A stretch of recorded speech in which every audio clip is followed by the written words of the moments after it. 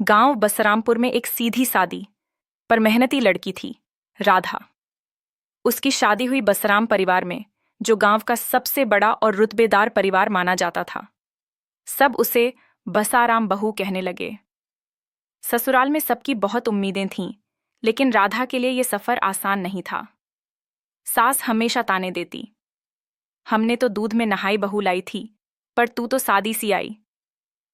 सुबह 4 बजे उठना, चूल्हा जलाना, खेत का खाना ले जाना, ये उसकी रोज की दिनचर्या बन गई। पति राजू अच्छा था, पर मां से डरता था, इसलिए चुप ही रहता।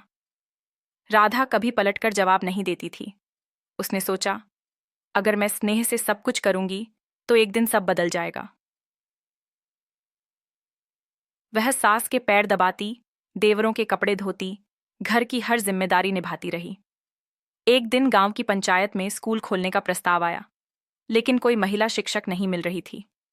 राधा ने धीरे से कहा, मैं पढ़ी लिखी हूं, बीए पास हूं।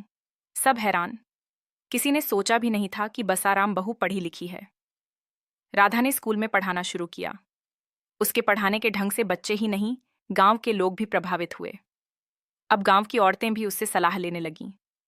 राधा ने महिला मंडल बनाया, सिलाई केंद्र खोला और महिलाओं को आत्मनिर्भर बनाना शुरू किया।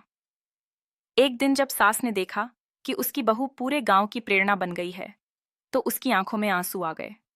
उसने पहली बार राधा से कहा, तू तो सच में हमारे घर की लाज है, तुझ पर गर्व है। भाग 7, सम्मान और प्रेरणा। अब राधा सिर्फ बसाराम परिवार की बहू नहीं थी, वो पूरे गांव की बहू बन गई थी। सरपंच ने भी कहा, ऐसी बहू अगर हर घर में हो तो गांव शहरों से कम नहीं होंगे। सीख। बसाराम बहू की कहानी बताती है कि एक औरत अगर सहनशीलता, मेहनत और आत्मसम्मान के साथ आगे बढ़े, तो वो सिर्फ घर ही नहीं, पूरा